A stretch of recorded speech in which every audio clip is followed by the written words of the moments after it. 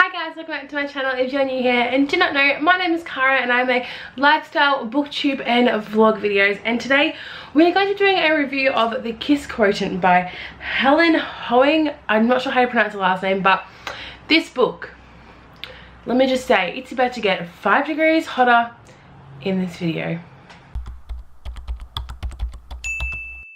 So I was kindly sent this book for review by Allen Unwin, so thank you so much, but as always, all thoughts of course are my own. But this book is actually already out around the world, but this is the Australian cover. This is a book about a girl called Stella who, she has autism and she struggles quite a lot to form relationships with people and understand the different cues that people have in relationships, because she is high functioning, she has sensitivities to sound and to smell, and she can't pick up like the cues in conversation.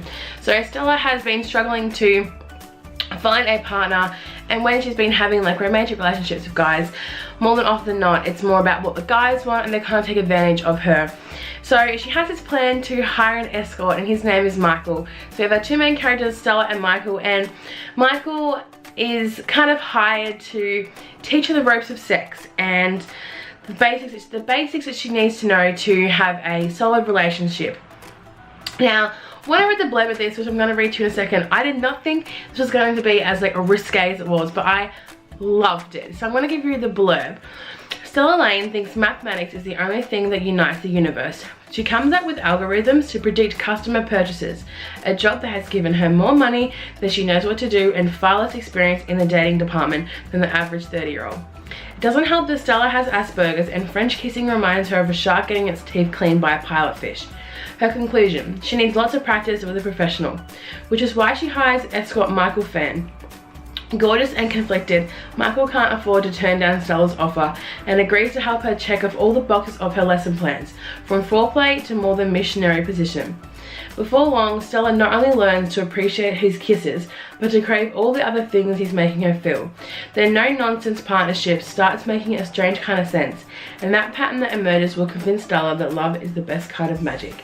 Now, well, as I said, when I began reading this, I did not think it was going to be as detailed and descriptive as it was, but I think having those descriptive words and stuff in there, I felt really connected to Stella and Michael, and I could understand every single feeling that Stella was related to, and how, you know, kissing someone, how she could feel, you know, uncomfortable kissing someone in a certain way, or how looking into someone's eyes she felt vulnerable, and like all her kind of personality and differences were out there.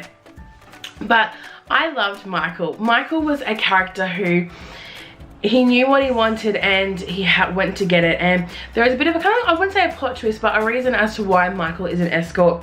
And I really related to the way that Michael's family is in regards to the situation.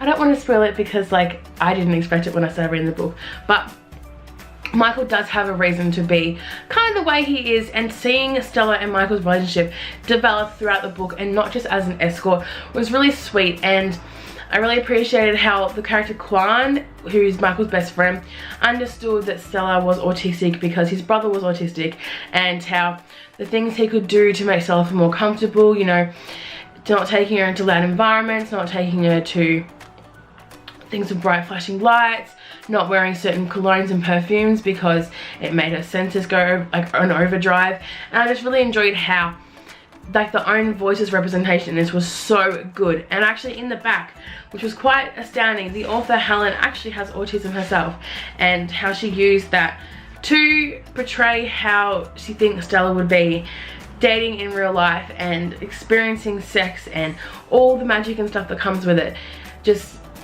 but with this extra added kind of pressure on top. So if you're looking for like a really good romantic read, I haven't read a romantic read like this in a long time, and I really enjoyed it. She's actually got another book coming out called The Bride Test, and it comes out in May, so it'll be already out when this video comes out. But I'm really hoping to read that because I really enjoyed her writing style. But if you haven't read The Kiss Quotient, I highly recommend checking it out. If you're looking for a fun romantic read that makes you kind of put the book down and go, then definitely check this out. Thank you so much to Allen Unwin for sending me this book for review. If you wish to purchase this book, all the purchase links are in the description below, as well as my Instagram picture for the release day of this book, which come follow me on Instagram, Kara's Bookish Life. We're pumping over there, guys. And thank you so much for your support. Thank you for subscribing. Thank you for giving it a big thumbs up and leaving a comment down below as to, you know, what's a romantic read that you're loving, or a romantic read that you recommend, because I kind of need to read some more romance books, I think. It made my heart flutter. And I'll see you on another video next week.